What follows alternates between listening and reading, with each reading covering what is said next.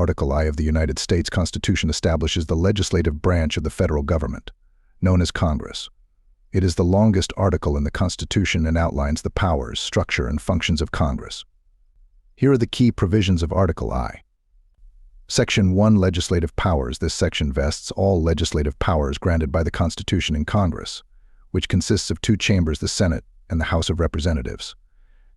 Section 2, House of Representatives. Section 2 outlines the composition, qualifications, and powers of the House of Representatives.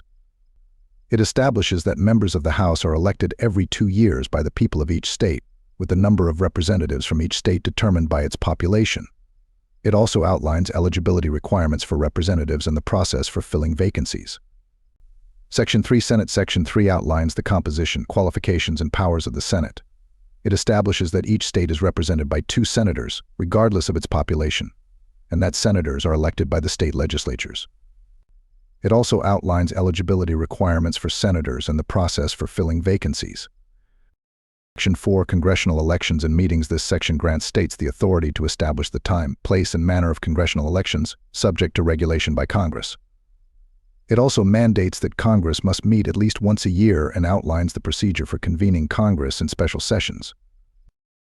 Section 5, Rules and Proceedings of Congress. Section 5 grants each chamber of Congress the authority to determine its rules of proceedings, punish its members for disorderly behavior, and expel members with the concurrence of 2/3 of the chamber. It also requires each chamber to keep a journal of its proceedings and to publish this journal, except for sensitive matters. Section 6, Compensation, Immunities, and Disabilities of Members. This section outlines the compensation and privileges of members of Congress, including their immunity from arrest and their protection for speech and debate in Congress. It also prohibits members of Congress from holding other civil offices during their congressional tenure. Section 7, Legislative Process and Revenue Bills. Section 7 outlines the process for enacting legislation, including the procedure for introducing bills, the role of the President in the legislative process, and the requirements for passing bills. It specifies that all revenue-raising bills must originate in the House of Representatives.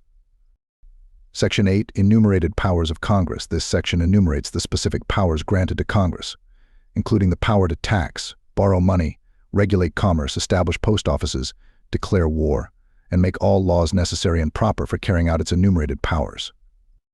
Section 9, Limits on Congressional Powers. Section 9 places limits on the powers of Congress, including prohibitions on certain types of legislation such as bills of attainder and ex post facto laws.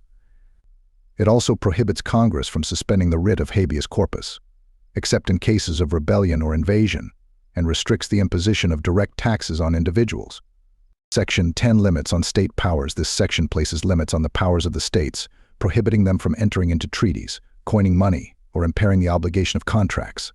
It also prohibits states from imposing duties on imports or exports without the consent of Congress.